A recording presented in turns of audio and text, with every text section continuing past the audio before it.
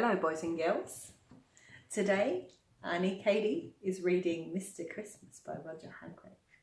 She has a Santa hat on and some Christmas decorations and she wants to wish you a Merry Christmas. Let's get started. Merry Christmas. Mr. Christmas by Roger Hargreaves. In my snow-covered cottage at the South Pole, I was having breakfast. Christmas pudding.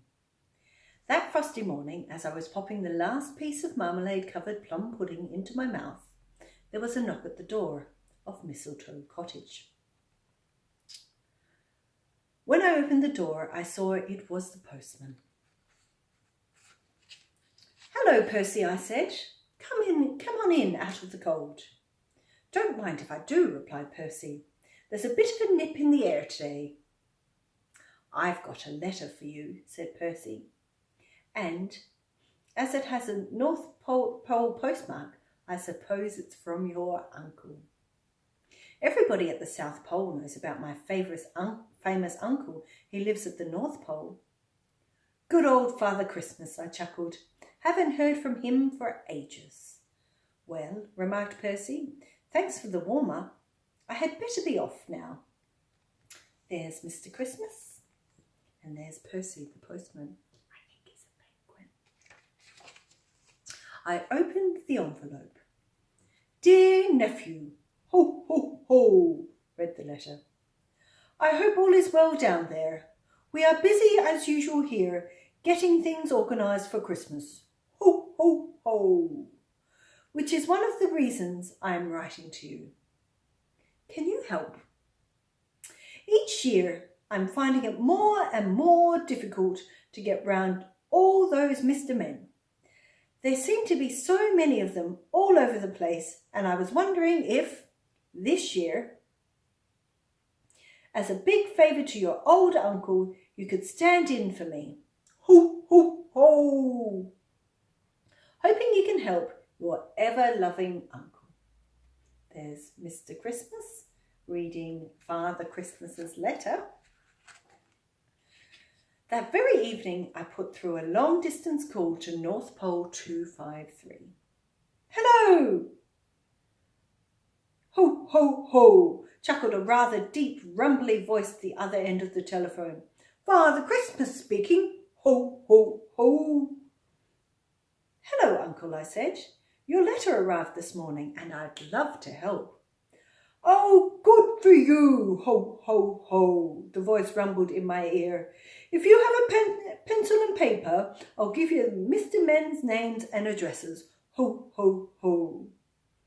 "I'd no idea there were so many of them," I said. "Do you think you can manage? Ho, ho, ho," asked my famous uncle. "I'll lend you a couple of reindeer if you'd like." Ho, ho, ho. "Oh no," I said. "I can manage." Do you know who this is, boys and girls? This is Father Christmas. I read through the list of Mr. Men while I was having supper. "This is going to keep me busy," I said. "First things first," I thought to myself, "and the first thing I need is transport. And the first thing to do if I need transport," I thought as I chewed, "is to talk to the wizard, Wizard Winterbottom." There he is. There's Mr. Christmas, thinking of all the Mr. Men. The following morning I set off to see the wizard. It had been snowing again during the night and I was quite out of breath by the time I arrived at Wizard Winterbottom's castle. I must say, it's the biggest castle I've ever seen. Mind you, it has to be big, because Wizard Winterbottom is a giant. And there, goodness knows how many times taller than me, stood the huge figure of Wizard Winterbottom. "Christmas," he boomed in a voice that made my head spin. "How nice to see you. Come in, follow me." There's Wizard Winterbottom. "Now," thundered the Wizard Winterbottom, "what brings you here on a cold winter's morning like this?" told him all about my famous uncle and about how I'd been asked to help and about all the Mr. Men and all about where they lived and all about the fact that I needed transport, special transport. "Humph," retorted the wizard. "Can you help me?" I asked hopefully. "Yes," he said eventually, "but I can't do anything until the middle of next week." "Thank you very much," I replied. "Goodbye," I shouted, but he didn't hear me. He was already too busy thinking. There's Wizard Winterbottom thinking. Exactly 2 weeks later, I paid a return visit to the enormous castle. "Hello, Christmas," boomed the giant voice. It took me into his kitchen, lifted me up to his enormous table and set me down with a bit of a bump. "There's your transport," said Wizard Winterbottom. "But that's your teapot," I said in bewilderment. "You've heard of flying saucers," he laughed. "Well, you're looking at the world's first flying teapot." "Gosh," I said, "how does it work?" "Tea bags," came the thunderous reply. "I've put an engine inside the spout. All you need to do is refuel every 1,000 miles and you can fly up to 3 times the speed of sound." There's Mr. Christmas getting into the teapot. I hope he's got enough tea bags for the view. We took the flying teapot outside the castle and I pressed the start button in great excitement.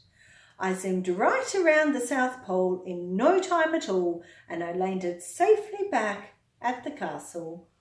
Wowzers! "Well," asked Wizard Winterbottom. I was lost for words. "Fan-jolly-tastic," suggested the wizard. I grinned. "Abso-jolly-lutely," I replied. That evening I sat down and made a list of Christmas presents for all the Mr. Men. Another list. A very long list. I didn't finish until 3 o'clock in the morning. There's Mr. Christmas and his long list of the Mr. Men presents. I wonder. I spent the next week and a half wrapping up all the presents and almost before I knew it, December the 24th arrived. Christmas Eve. It's going to be a long day, I thought to myself as I packed all the brightly coloured parcels into my flying teapot. It was snowing lightly as I took off from the South Pole. There's all the presents. That Christmas Eve was indeed a very long day and a very long night too. And the moon was just disappearing over the horizon of Loudland when I delivered the last of the presents to Mr. Quiet. I was quite exhausted. Christmas morning dawned and all over the world everyone started to open their presents. It's the dawn on Christmas morning. How exciting. At 7 o'clock, Mr. Fussy opened his present. 365 yellow dusters, one for every day of the year. At 7:05, Mr. Small opened his present. 1 jelly bean, gift wrapped, banana flavoured, a feast. At 7:10, Mr. Greedy opened his present, a cookery book entitled 1,001 Ways to Roast an Ox.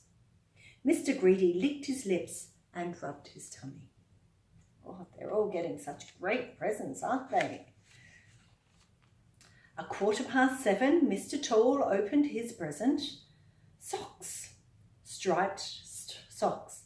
The longest, stripiest pair of stretchy socks you've ever seen. At 7:20, Mr. Muddle opened a packet of cornflakes. Funny sort of present, he thought to himself, not noticing his real present. At 7:25, Mr. Mean opened his present, a purse, a very, very small purse, just small enough not to take any money. At 7:30, Mr. Forgetful opened his present. Is it my birthday? He thought to himself. Mr. Forgetful is very forgetful. At 20 to 8, Mr. Chatterbox opened his present. A dictionary. How very, very, very, very, very, very, very, very useful, he murmured. Mr. Chatterbox. At 8:15, Mr. Topsy-Turvy opened his present. A picture. How nice, he said, as he hung it on the wall upside down. At 10 to 8, Mr. Uppity opened his present. A present for the man who has everything. A gold-plated back scratcher. At 5 to 8, Mr. Funny opened his present. A book of knock-knock jokes. Knock-knock, who's there? You know, that sort of thing. And at 8 o'clock precisely, Mr. Silly opened his present. An electric, fully automatic, instant, digital, computerized thingamajig. What's an electric, fully automatic, instant, digital, computerized thingamajig? I have no idea. Isn't it silly? Just after 8 o'clock that Christmas morning, the telephone rang. Hello? Hoo, hoo, hoo, rumbled a voice. Hello, I answered. Happy Christmas. That's me, hoo, hoo, hoo, laughed Father Christmas, and a happy Christmas to you too. And that's me too, I replied. How did it go? Father Christmas asked me. Just got back, I said. Me too, sighed my uncle wearily. Had a bit of a problem in France, he added. Got stuck in a chimney. It's all those mince pies, I chuckled. And that's the end of my story. Well, nearly, almost, not quite. At 5 o'clock in the afternoon, Mr. Slow finally managed to open his present.